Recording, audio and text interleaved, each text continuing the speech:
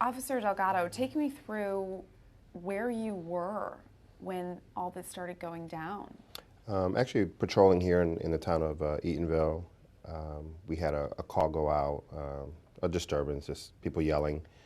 So we arrived on that scene, and then that's when the tone out came out that the Orlando Police Department needed some assistance in emergency.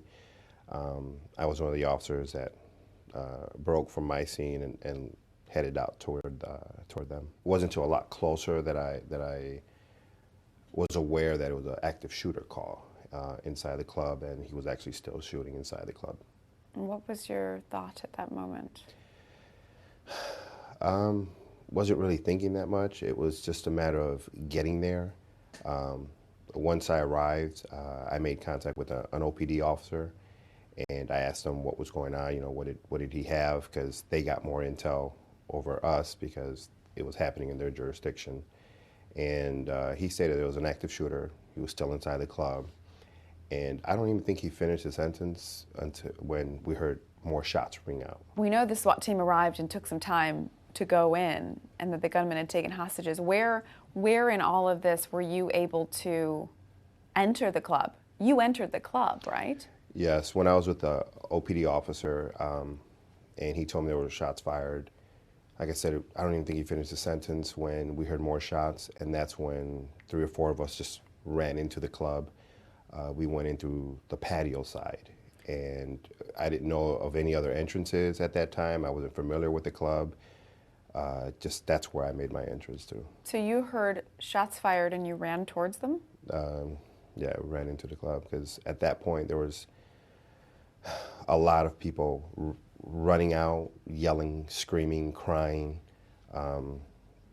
It was unreal. It was something that, you know, it was kind of like a movie set, you know, that you think this is, it's something that was hard to describe, but knowing that those people are yelling and screaming, and still going in, I sometimes sit back and fathom why, you know, Was why. it instinct that made you go in? Yes, because you know what? People say that we're trained. You know, when everyone's running out, we're running in. Why it happens, hard to explain. It's just, you know, if you do something over and over and over and you're trained to do something over and over, it's just going to be instinct and you don't even think about doing it, but you already did it. And that's what all our officers and the deputies actually did at that point. We just ran in. What was everyone saying as they were running out? Were you able to learn anything? Were they bleeding? Were they shot? Yeah, they were just yelling. You can just hear a lot of confusion, a lot of crying. You couldn't distinguish you know, if people were having conversations or not. It was just that you can just kind of hear on the outside of what was going on in the club. So you ran into the club upon hearing gunshots, and what's the first thing you saw? It was dark. The only light that was kind of there were like a disco light that was on, little kind of lights behind the bar. So it was, you know, you can kind of see. And just when I made entry, just a lot of bodies laying on the ground. Laying on the dance floor? Yes. Just people lying. How many? I can't even tell you. Anywhere from 20 to 25 or so. And what did you think then? At that point, you know what? I began yelling, "Hey, get up, get up. You know, we have cover for you. Come on out, come on out." And it took a minute to realize that those people weren't getting up. There was a reason why those people weren't getting up, and it was because they were shot. Some of them were already dead. And that when you see that, it's just very emotional. But at that point in time, the adrenaline was kicking so much, knowing that these people weren't getting up, that was troublesome. Here you and your fellow officer are guns drawn, telling these people to get up, that they can get out. You've got it. And did anyone get up? No, actually, nobody that I remember got up. It wasn't until a few seconds later when I remember an officer behind me yell, he's moving, and him and someone else ran and pulled that person out. And then I grabbed my flashlight and started kind of scanning the room, and I saw someone else move, and I went and another officer grabbed him and we pulled him out. Pulled him out as far as like to the patio, and we kind of repeated the steps maybe 2 more times. So how did you know whether it was safe to pull them out? I mean, We didn't. It was just a matter of instinct. I remember when they grabbed maybe the second body or so, we heard another round of shots. And I remember the deputy that was in front of me fell back to try to get cover, kind of held him just so we both wouldn't fall. And we just went back and pulled out more. and so how many people do you think you pulled out?